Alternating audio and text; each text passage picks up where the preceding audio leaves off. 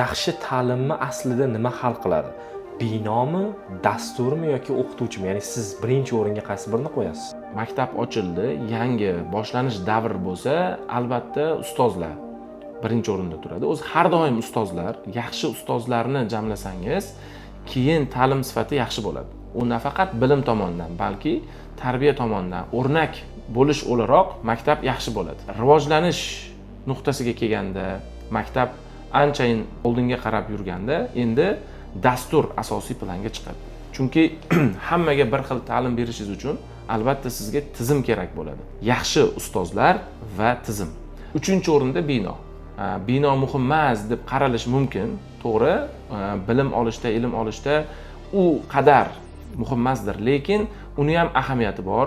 Binoni to'g'ri qurilganligi, o'quvchilarga mosligi bu juda ham muhim rol o'ynaydi. Faqat shu uchinchi o'rinda turadi. Ya'ni ta'lim sifatiga birinchi navbatda ustozlar, tizim va keyingi navbatda uni joylashuvi va binodagi imkoniyatlar kiradi desak to'g'ri bo'ladi.